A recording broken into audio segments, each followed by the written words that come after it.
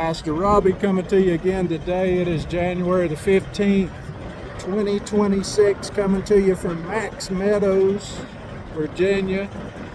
That's pretty near Fort Chiswell and Whitfield, not very far away. So I'm on my way back from delivery in Radford, Virginia.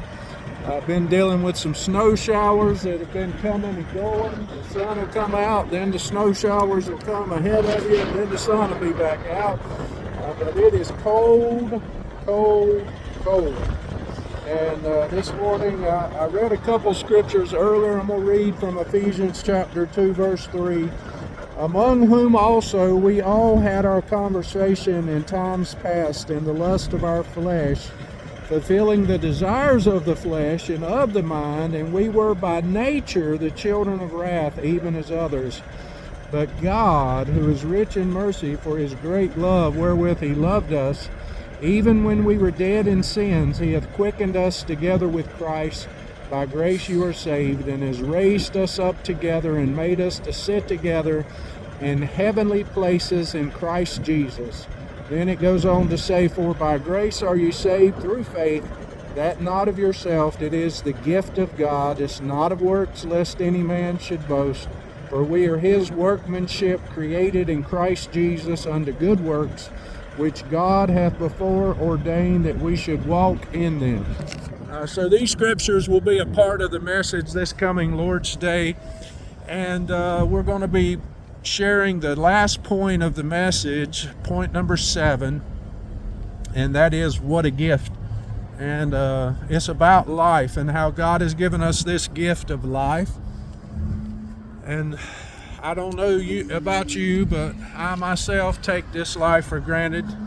And sometimes, we've all probably been guilty of this. And but the thing is, God knows who we are, and God knows what we're made of. And he deals with us individually as his children, just like we do with our own children. But God is faithful in the old year, just like in the new year.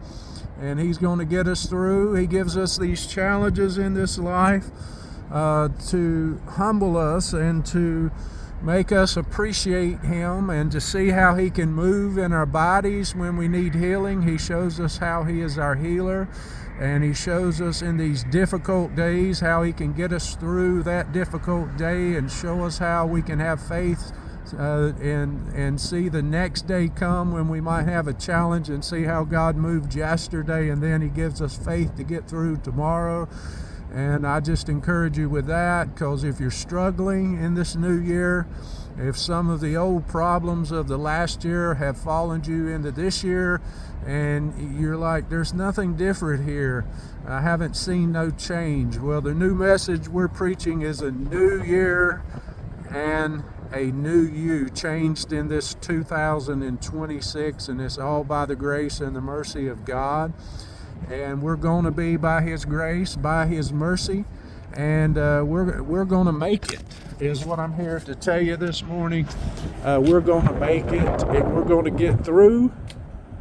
And so I just stopped and got my fuel here in Max Meadows, and we're good to go on the fuel side of things, and we're going to roll on southbound. I got about just the normal processes of my job today as I try to get to my location as early as I can. That's my goal every time, obviously. And in the industry, we know everything opens about 7 o'clock, but I try to get there as early as I can. Then once you get unloaded, you have to stop and get fuel sometimes. So I stop and get fuel, stop and eat, and go home. And that's pretty much every trip. But it makes it a little challenging when, like on Wednesday, I was in Norfolk. Let's see, wait a minute. Get all my facts straight here.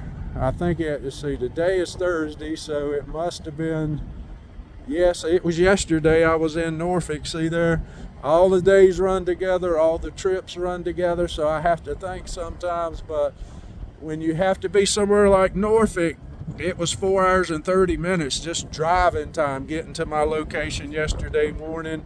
So it made it a little more challenging. I still made it by 7:10, and they were talking about how early I was there and what a blessing God helped us yesterday. But it is challenging when something is 4 or 5 hours away. Today my destination was 2 hours and 15 minutes away.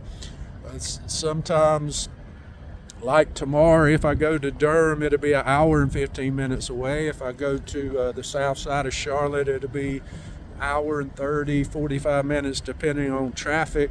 So, we try to start every day at 4 a.m., but, days like yesterday, my day actually started at 12:25, and I was gone by 2:15 from the yard. So I showed up at 2 and was able to get off the yard by 2:15.